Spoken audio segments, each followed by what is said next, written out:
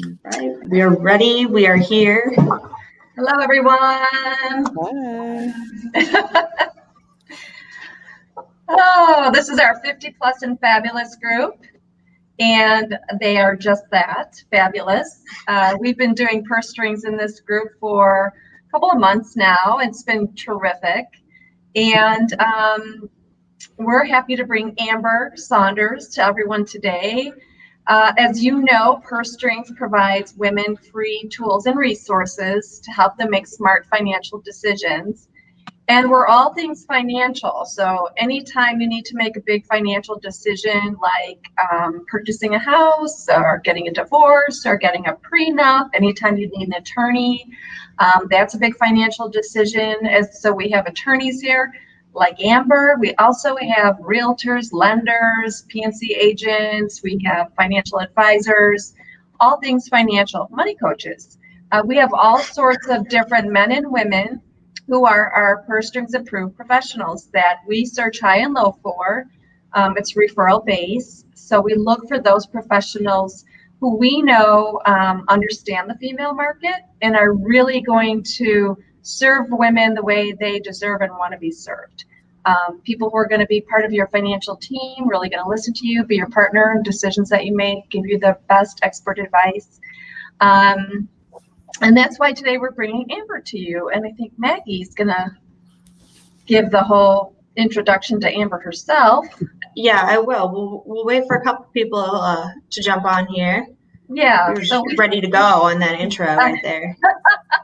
Well, we started at 1:30, but people just start to log on and are getting situated, maybe getting their cup of coffee or their afternoon snack together. Little treat. That's what I like to do, is have a little afternoon piece of chocolate or something like that to make it through the rest of the day. Mm-hmm. Yeah. Yeah, cookie or something. Yeah. So yeah, it's kind of a gray, rainy day here in Chicago, but it's Monday. We're ready to kick off the week with great intentions for a great week and a financially fearless week, as we like to say, all things financial. So, and Amber, where are you coming from today? Atlanta. It's warm here, thankfully, but it's Atlanta, so it could be 12 degrees tomorrow. Oh, that's like Chicago. No, like it just changes all the time. So you have to check the weather because the next day it would be a whole different season. Yeah. Yeah, that's awesome. It's so fun like that. Yeah. So, yeah. All right. Well, let me give a little intro to Amber and then I'll let her get started. Kim's saying hello. Kim, she's always there. Yeah, she's the best. She's our fearless leader in the 50 Plus and Fabulous group. Hi, Kim. Attorney Amber Saunders' business and estate planning practices focus on helping families enhance their lives today and secure their futures for tomorrow. She excels in guiding her clients through the often confusing maze of financial, business, and legal decisions to create plans that ensure the well-being of their families and the accomplishments of cherished family goals. Her considerable legal expertise includes intellectual property, contract drafting and disputes, family protection, wealth preservation, and values-based planning, as well as planning strategies for unmarried couples and divorced individuals. Wow. Well, we are so happy to have you here, Amber, and so we give you the floor. Awesome. Thank you. Okay. So I call these topics estate and legacy planning. It really is to help you keep your family out of court and conflict now and later. We can go to the next slide. So the best way to learn, turn off your phone, close your door. You deserve this time for yourself. We're going to get through this. And at the end, if you need, I'll give you guys, everyone in the 50 plus group, a complimentary one-to-one meeting to go over what you need and how to protect those you love. Next slide. So biggest fear that I often see people have is that planning for it will make it occur, but that has never happened as long as I've been practicing, and my mentor has never seen that happen. So just because we plan for emergencies does not mean it's going to help the emergency happen quicker. Next slide, please. It will take too long. It does not have to. We have a kids protection planning site where you can go on there and create your own free kids protection plan, different things like that. So I'll try and help you find resources so that you can get it done as soon as possible. Next slide, please. I'm not old enough or I'm not wealthy enough. Neither is true. Age is not a requirement, and you don't have to be a millionaire to do some of this planning. You just need to have things or people that you want to protect. Next slide. So you're in the right place if you have someone that or something that you care about and want to protect. You did a fill in the blank will or something and you're not sure if it will work. Next slide. You're nervous about how much it will cost. And it's important because estate planning is not about you. It's about the people you love most. Your loved ones will know whether you lived up to your promise of I'll take care of it or I took care of it when something happens. Next slide, please. What you will learn today is how loved ones can cope with unexpected situations from two perspectives. We're going to go through 3 sad days. Next slide. So while we're going through this, I just want you to keep in mind who needs your protection. Next slide. So please welcome the Bliss family. Next slide. The Bliss family is your traditional family with Mark, Molly, Alexander, Benjamin, and Caroline. Next slide. And then Molly was married previously to Xavier, and she has her son, Alexander. Next slide. So the one thing that Xavier did that was responsible in his life was to get an insurance policy. It was a part of the divorce. It said that he had to carry a $1 million insurance policy, and Alexander was named beneficiary. Next slide, please. But with sad days ahead, you'll see what happens. This sad day number 1 is Xavier turns 40. Next slide. And he decides to go skydiving, but in his haste to go skydiving, he decides to jump out without a parachute. So this is a very sad day for the family, but he had life insurance. Next slide, please. The only problem is Alexander was the beneficiary. Next slide. And he's a teenager. So he wants to buy a fancy red car, Corvette, things like that, but he's a minor and can't inherit. So that means welcome to probate court. It's a public proceeding with a stranger on their timetable that the judge sets out, and who shows up, none other than Zachary, Xavier's brother. And he says that he wants to be the conservator and decide on what to do with the $1 million and hold it for the benefit of Alexander, because he was Xavier's brother and Xavier divorced Molly, so he didn't feel like she needed to be the person who was in charge of the money. Next slide, please.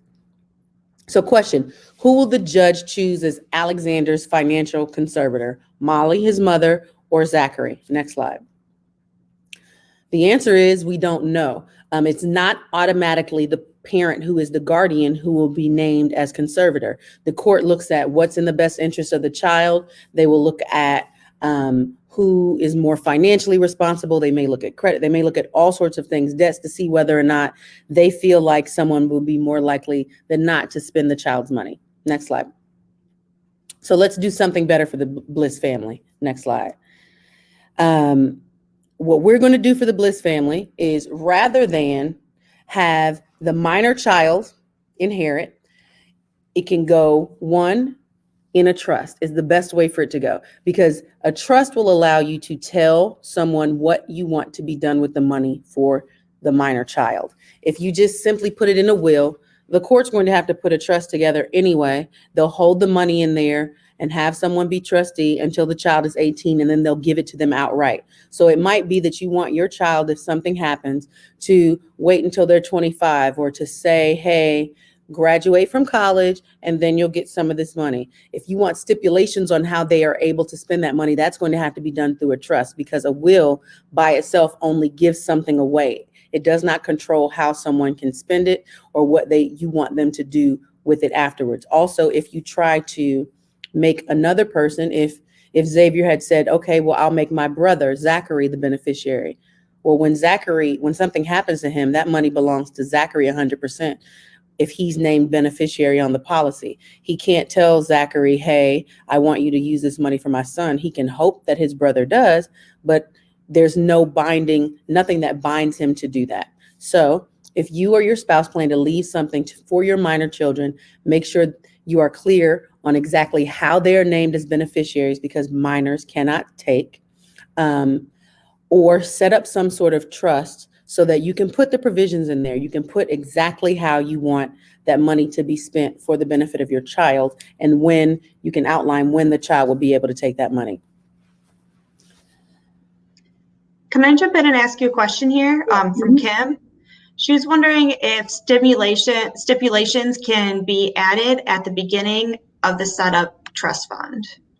So when you're doing it, for example, there are dozens of types of trust, but the most basic one is a revocable living trust. So if it's revocable and you are the person who created it, then you can change it as much as you want. You can change the terms. You can say if later on you find that the child might be irresponsible and you want to put harsher stipulations on how they can inherit or what needs to be done, you can go back and change it. It becomes permanent when you pass away or in your incapacity. So at the time that an emergency happens, that's when any beneficiary is bound by the terms of whatever you say. But during your lifetime with a revocable living trust, you can change it.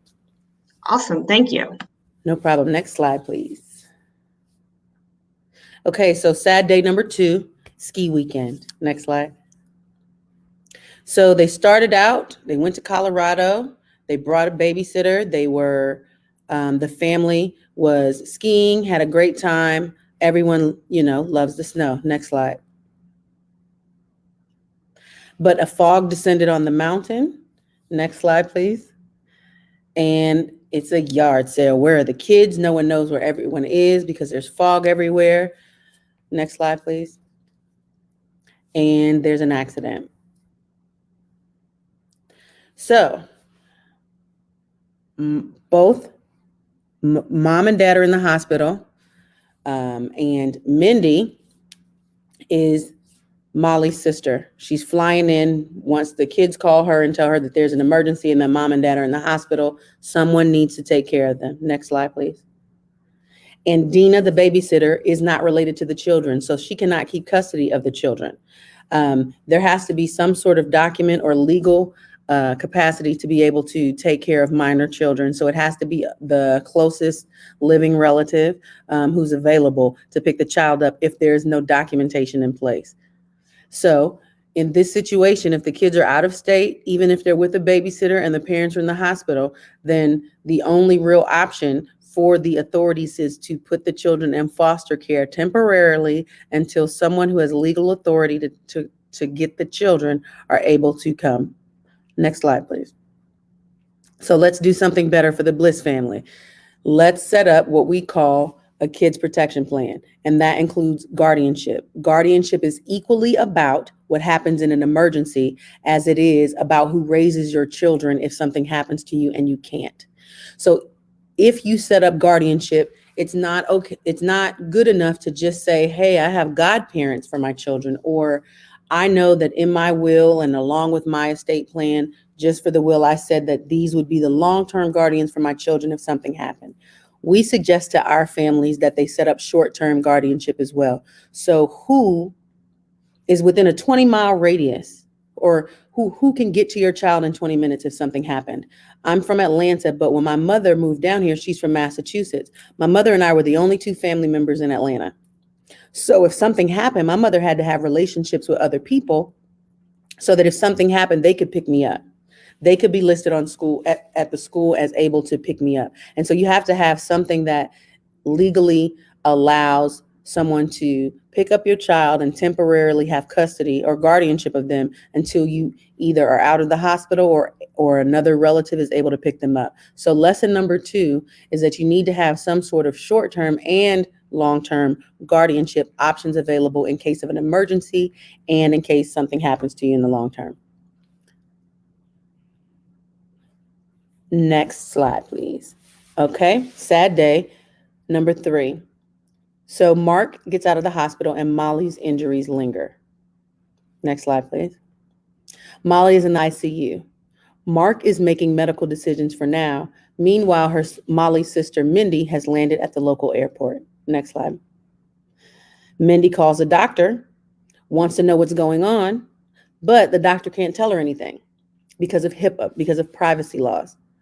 Next slide, please. Mindy shows up. Now the decision is by committee. Next slide, please. Meanwhile, at the bank, Mark can't access money to pay Molly's bills while she's in the hospital, while she's in ICU, because he's not listed on all of her accounts. So welcome back. You can go to the next slide. Welcome back to probate court. In order for, just because you're married, now it varies from state to state, but generally speaking, just because you're married does not mean that you automatically get financial power of attorney. You can't just go into your spouse's account. If it's not a joint account that you're on, you're not going to get in it. You're going to have some sort of power of attorney or an order from a court so that you can manage your spouse's financial affairs. If it's in the case of Molly's sibling, Mindy, if she wants information about medical records or medical affairs or to have some sort of say-so, something's going to have to be written down. So Mark would also have to go to probate court so that he can be financial conservator and make financial decisions, go into the account, pay the bills, do what he needs to do for any account that he's not listed on jointly. And Mindy would have to go to court in order to ask the court to allow her to have some sort of access to medical information if that permission wasn't provided ahead of time. Next slide, please. Amber, got a couple questions there. Mm-hmm. When you go to probate, how long does that process take if from filing to going to the court? It varies from court to court, county to county. You can ask for an emergency hearing. In certain situations, you have to show why it's an emergency. Okay. So they'd have to say why, like the lights are about to get cut off or whatever the emergency would be. You'd have to show to the court that it's necessary for you to be able to skip the line of all the other people who had filed a petition to be able to be heard. So it can be months. I mean, that's what it sounds like. But if you're in an emergency like this, I just couldn't, that sounds terrible. Yeah, it sounds terrible. And during that time, bills might be mounting up. There might be things that need to be taken care of for the care of the person for your loved one. But because you don't have those things set up in place, when the emergency happens, it makes it all the more tragic or difficult for everyone to deal with, because on top of dealing with her in the hospital, you have to go to court. I was going to say, you have one anxiety of caring for someone. Now you have this other part too. And then my last question is, when you go to probate, do you have to pay court fees? You do. So you'd have to pay filing fees.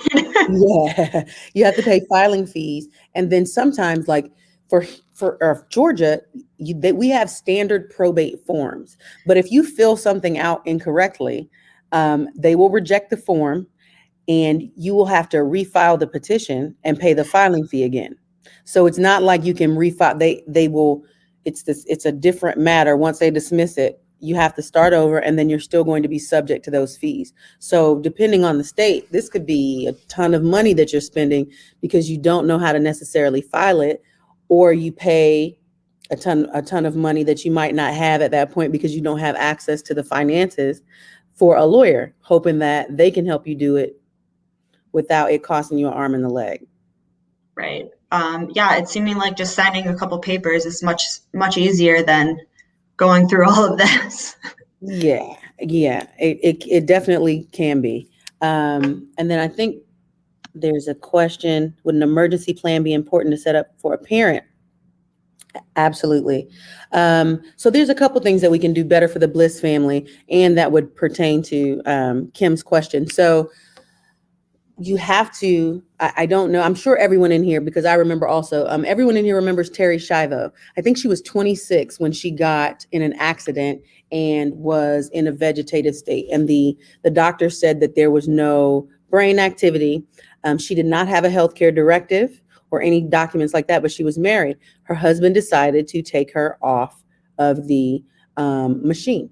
and her parents did not agree with that decision and filed something in court. And so they battled back and forth for 8 years with Terry on life support, until I believe the Supreme Court was the final court that decided that her husband had the right to make the decision and she was taken off life support. So imagine all of the bills that they had to pay during that time period, all of these things that, and it might not have been what Terry wanted. He said that she wouldn't have wanted to be on that kind of machine. So just filling out a form and talking to your loved ones and saying, this is what I want, this is how I want to be taken care of. You can also, outside of just the healthcare directive, that is exactly that, a directive. It tells them what you want done. So it'll say whether or not you want to be cremated or buried. It will say, this is how long I want to be on life support, or don't put me on life support. If I die naturally, let me go. Don't use artificial means to keep me alive.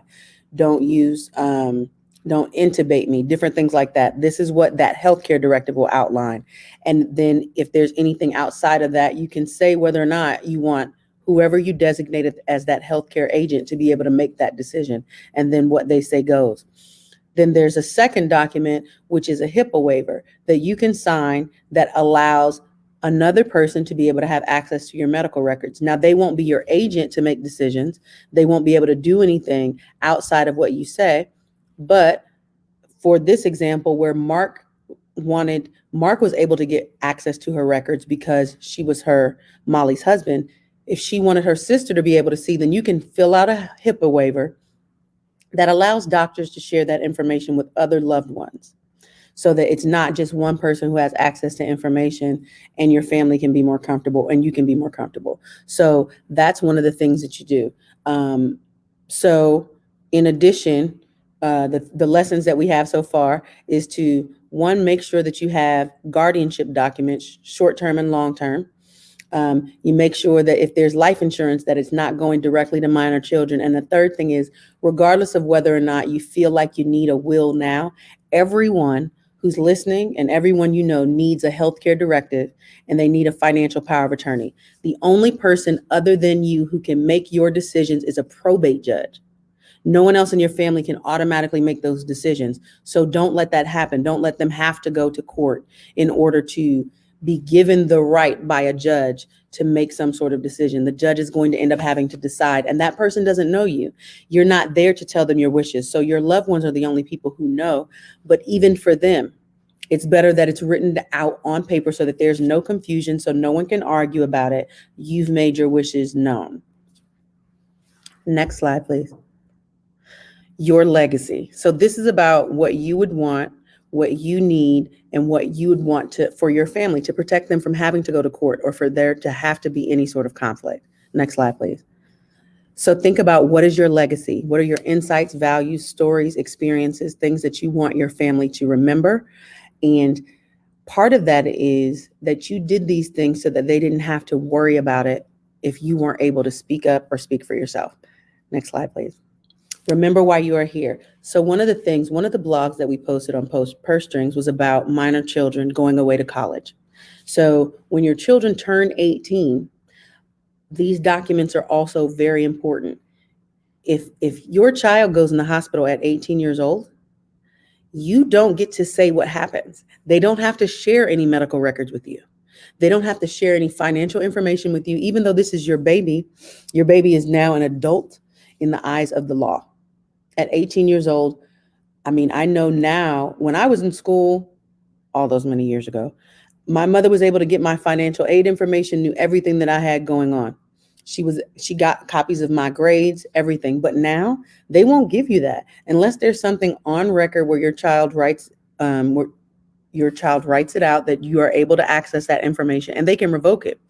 So if something happens, you need a healthcare directive for your 18-year-old, 19-year-old, 20-year-old child, so that if something happens, you have access to their medical records. You have access to their healthcare directive, so that you can tell the hospital and tell the doctors what needs to happen to your child, because that terminates as soon as they turn 18. You need something that is a financial power of attorney. If you have a separate account for them and there are bills and different things that need to be paid, you need to have a power of attorney so that you can go to the bank and do the things that you need to do. And you guys need to have some sort of an emergency plan. Not that we want those things to happen. It's very difficult for humans to talk about our mortality, but you can help them make those decisions, and you can help them at least until they're old enough to feel more comfortable making decisions. You can still have that authority to help them, because really 18 is still a baby, even though they're adults. And you don't want them to not have an emergency plan in place for the just in case. That's why we have insurance. That's why we have all sorts of things for the just in case. Even if it doesn't happen, we want to have a plan just in case it does. Next slide, please. So that's just some information about me. It had, or some testimonials. And then there's a link to be able to schedule something on my calendar. We do 15-minute consults for free, and family wealth planning sessions for members of this group would also be for free. So if you have any questions about your specific situation that you want to get asked, I definitely have no problem helping, welcome it, because everyone needs it. From my own personal experience with my family, trust me, it's so much easier when you do it in advance rather than when the emergency happens. Okay, so I think there were one or two things in here that I might have missed. That was great. That was some great information, and amazing that you're offering this great service to all these people. That's really priceless, especially showing what some of these families have gone through. Absolutely. And I mean, just court is not fun. I don't like going to court, and I'm a lawyer. So I know that other people in the middle of going through something don't necessarily want to go through that. So we're definitely here to try and help people figure it out. Definitely not. I do have a couple questions for you. One of them is that, is it common that when people get divorced, you can ask for the parent to have life insurance?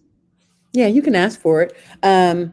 Typically, somebody has to keep health insurance. And I mean, it's not uncommon for people to ask for life insurance. I think I would ask for it, because the reality is if something happens to the other party. So for example, if I get a divorce and if something happens to my husband, that child support is gone. You need to give me some life insurance to replace that, because I still am going to have to take care of this child until they're an adult. So there should be some sort of life insurance, so that if something happens to one parent, that the other parent still has some sort of support for the care and maintenance of the child until they're an adult. That makes a lot of sense. Just not something I've heard about before, which, I mean, but yeah, it totally makes sense. I know Dr. Barb always has some questions that she needs to get out of her system. I am the question person. So Amber, when you complete these documents, let's say for your child who's 18, so I'm looking at both a healthcare directive and a financial power of attorney. Where do you keep those documents? Is it something you keep yourself, or do you have to file them somewhere? You don't have to file them anywhere. We use a service called DocuBank, where you scan it in and they give you an ID card for you to keep in your wallet. And so it's an electronic version, so that if you go to the hospital and, they normally check your personal effects to see your name, info, see if there's anything in there. On that, it will say there's a healthcare directive. These are my allergies. These are what have you, and give some medical information so that the doctors can find that and see it electronically. But if not, I would just scan it and have it on my phone. And just make sure that whoever needs to have it, if there, is more than one person who's listed on there who can get the information, any party who's a part of this emergency plan should have a copy of it. And I would just keep it on my phone so you can pull it up and email it if you need to, or something like that. It's a great idea. Yeah, because my children, they're not 18. I mean, they're over 25, but they're still single. So it sounds like that's something we should have just in the event something happened as well. Mm-hmm. And you can put, backups. So for example, you can have, your mom is the first, and then dad is the second. If not this person, then this person, then call in this order, so that they know everybody who's supposed to be involved and whatever needs to be done. And I mean, it's a difficult conversation to have, but once you get over the first awkwardness of thinking about, if something happens to me, then it's really not that bad. It's like a fire drill. I mean, Exactly. That's a Right. great analogy. It is like a fire drill, just in case, in the event this is the direction we would go. Yeah. So, yeah, And then that's if you so get like a great. big change or something big in your life, like a new marriage, then you know to go check those things because it's like a new plan. Mhm. Like you get a new fire escape plan. Absolutely. I love Wild. it. Yeah, that's great. That's great. And so all these documents are completed with an attorney. You can complete them with an attorney. There are some states that you can, I'm not, I don't like to advocate Googling anything because there's so much stuff that comes up, Yeah. but there are some form documents, like it would need to be, you'd find it at something, every state has like, it's a .ga something. If it looks official, then I would probably, you can probably get a form. Mhm. So there are like form healthcare directives. There are form power of attorneys that you can use, but go get them and, just set up a consultation with an attorney and see if they'll look over it for you or something like that to try and just because they're not drafting it from scratch. Let's be clear. Like I'm not, this is a form they're using. So don't let anybody charge you in a ridiculous amount for this. Just see whether or not, maybe they'll review it for $100 or so just to make sure that you did everything right. It needs to be notarized. I think most of them will probably need to be notarized or something. So just schedule a consult and see if they'll look them over for you. Got it. Okay, Awesome. good. That's Well, thank you so much, Amber. We appreciate you being here today. You can always reach Amber at how do you pronounce the first name? Nalo Law. Nalo and Saunders Law, or at amber@nalolaw.com. She's also one of our purse strings approved providers, so she has her own page on the purse strings site, pursestrings.co. So we're so happy to have you here, and we'll be here again next Monday for another Money Monday. And hope everyone has a good week until then. Yeah. All right. Thanks, everyone. Bye. Thank you. Bye.